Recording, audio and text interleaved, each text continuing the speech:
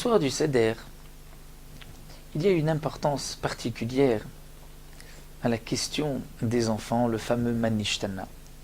Puisque cette mitzvah de Sipur Yetziat Mitzrayim, de raconter la sortie d'Égypte, ne s'accomplit que sous forme de questions et réponses. On doit d'abord poser la question, Manishtana, quelle est la différence entre cette nuit et les autres nuits?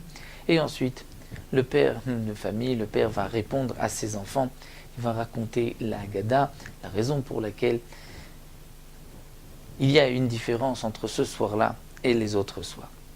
Il y a une question évidente qu'on pourrait se poser. Lorsqu'on regarde le Manishtana, les questions du Manishtana,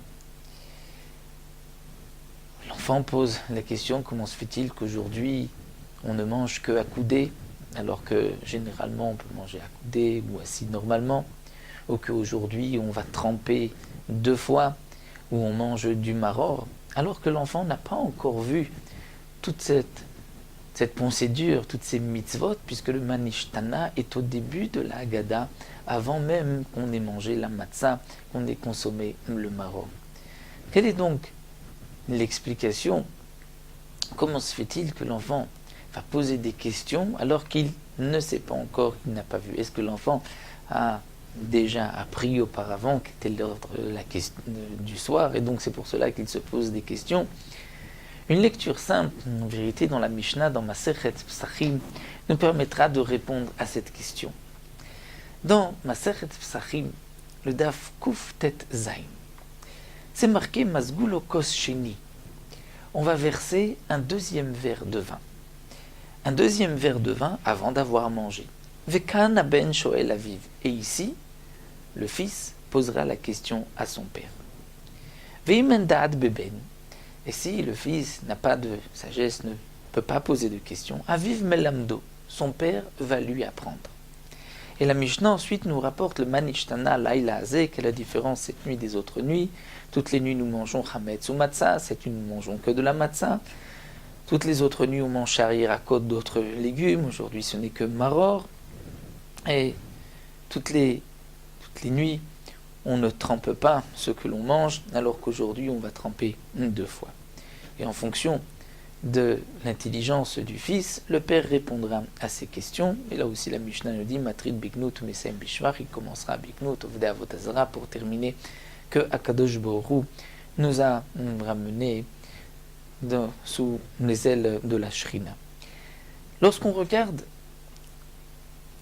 cette Mishnah et qu'on l'approfondit un peu plus, avec l'explication de Rashi et de Rashbam, nous allons avoir tout de suite une réponse à notre question. Mazgulo Kos Sheni, on va verser, remplir une 2e coupe, Vekan aben shoel aviv. Et ici, l'enfant posera la question à son père. Et Rashi, comme le Rashbam nous disent, ici, au moment où on remplit la 2e coupe, l'enfant va poser la question. Man ishtana arshav shemozgim kos sheni kodem achila. Comment se fait-il que maintenant, on va remplir une 2e coupe avant d'avoir mangé? Normalement, nous avons une première coupe, c'est la coupe du Kiddush, on mange, et ensuite au moment du Birkat Hamazon, pour le Zimoun, on remplit un 2e verre. Là, nous n'avons pas encore mangé, on remplit déjà un 2e verre. La question de l'enfant est, Manishtana, pourquoi on remplit maintenant un 2e verre? Ce qui est étonnant, c'est que ce Manishtana ne figure pas, cette question ne figure pas dans les 4 questions du Manishtana. Ce qui voudrait dire qu'en vérité, l'enfant ne doit pas poser les 4 questions, les 4 fameuses questions uniquement. L'enfant doit poser des questions. Lorsqu'on remplit une 2e coupe, un 2e verre, alors qu'on n'a pas encore mangé, l'enfant doit poser une question. C'est la raison pour laquelle on va remplir cette coupe maintenant, pour qu'il pose une question. Quelle question? Une question toute simple. Pourquoi on remplit maintenant cette coupe? Le Manishtana, les 4 questions, ne sont pas les questions de l'enfant. Lorsqu'on continue dans la Mishnah nous dit, si l'enfant n'est pas suffisamment intelligent pour poser des questions, c'est son père qui va lui apprendre. Et là, le Tana de la Mishnah nous dit, qu'est-ce qu'il va lui apprendre? Et le Tana nous marque les 4 questions, les fameuses questions du Manishtana. Ce qui voudrait dire que l'enfant doit poser une question à son niveau. Nous devons de faire des changements ce soir-là pour que l'enfant, pour éveiller la curiosité de l'enfant. L'enfant doit poser une question simplement, Manishtana, quelle est la différence? Si l'enfant ne sait pas poser de questions, c'est là qu'on va l'aider et on lui posera les questions, de bonnes questions, qui sont les questions du Manishtana. Mais c'est vrai que l'enfant, lui, ne pourra pas poser les questions du Manishtana au début de la Haggadah, puisqu'il n'a pas encore vu qu'on ne mange que de la matzah, qu'on va tremper et qu'on ne mangera que du maror. Dans le Rambam, nous voyons aussi cette mitzvah. Le Rambam dit, c'est une mitzvah de faire en sorte que l'enfant pose des questions. Et il faut faire des changements pour que l'enfant se questionne. Il demande Manishtana laïlaze, quelle est la différence, et pour qu'on puisse lui répondre. Comment on change? Le Rambam dit il faudra lui donner des noix, c'est-à-dire des confiseries, des bonnes choses. Et l'enfant s'étonnera pourquoi aujourd'hui on me donne des bonnes choses. On enlève la matzah, et l'enfant posera donc ces questions. Pourquoi aujourd'hui on agit d'une manière si différente des autres soirs de l'année? Si l'enfant n'a pas posé ces questions-là, c'est là qu'on l'aidera et on lui expliquera les Manishtana. Donc l'enfant peut aujourd'hui bien sûr lire les questions du Manishtana à condition qu'il comprenne la question. Mais si l'enfant ne comprend pas les questions, juste de réciter le Manishtana, on n'a pas accompli la mitzvah. La mitzvah, c'est que l'enfant doit questionner, poser une question, donc dans sa langue, il doit comprendre. Donc il est bon de faire toutes sortes de changements ou de demander à son fils, à ses enfants, avez-vous une question? L'enfant posera la question là, n'importe quelle question. Dès qu'il pose comme question Manishtana, quelle est la différence? Pourquoi on fait telle ou telle chose ce soir-là? C'est là qu'on a accompli la mitzvah.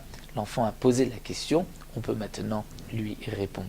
Si l'enfant a posé une question quelconque, le Manishtana peut être lu ensuite par n'importe qui. C'est vrai qu'on a l'habitude de donner le Manishtana aux enfants, mais à condition que l'enfant comprenne au moins ce qu'il dit. La réponse au Manishtana est en vérité en deux parties. Nous avons le Manishtana et juste ensuite Avadim Hainu, les pharaons. Nous étions donc esclaves et Akadosh Baruch Hu nous a sortis d'Égypte. Ensuite, on reprend depuis le début avec Mitri d'Avodah Zara, l'histoire de Avraham, Yaakov, Lavan, etc. jusqu'à la sortie d'Égypte. Mais comme le Rambam le dit, en vérité, tout dépend de l'intelligence de l'enfant. Si l'enfant est petit, nous dit le Rambam dans le 7e Pérec de Chametz ou Matzah, on va lui répondre simplement, nous étions tous esclaves, comme cette servante, comme ce serviteur, et Akadosh Baruch Hu nous a libérés. Et donc ainsi on a accompli la mitzvah. Si l'enfant est un peu plus intelligent, il faudra donc, en fonction de son âge, lui répondre une réponse adaptée à sa compréhension, adaptée à son âge. Mais la réponse toute simple au Manishtana, c'est nous étions esclaves et Akadosh Baruch Hu nous a libérés. Donc même si l'enfant ne peut pas écouter toute la Haggadah, ne comprendra pas tout, mais en fonction de son âge, il faudra lui répondre peut-être une réponse toute courte, toute simple. Nous étions esclaves, Akadosh Baruch Hu nous a libérés, et ainsi on accomplit la mitzvah de raconter Sipur Yetziat Mitzrayim à son enfant. Si l'enfant est plus grand, c'est là qu'il suivra la Haggadah. L'essentiel de la Haggadah, ce n'est pas juste une lecture, mais c'est de comprendre et de raconter, et surtout de descendre au niveau de ses enfants pour leur expliquer la sortie d'Égypte. On peut s'arrêter, traduire, montrer des images. Nous avons aujourd'hui de belles Haggadot qui nous permet de, à travers les dessins, de pouvoir raconter, de retenir l'attention des enfants. Et ainsi on accomplit cette mitzvah qui est mitzvah Sipur Yetziat Mitzrayim, et ce lien particulier qui se lie le soir du Pessah entre le père et ses enfants.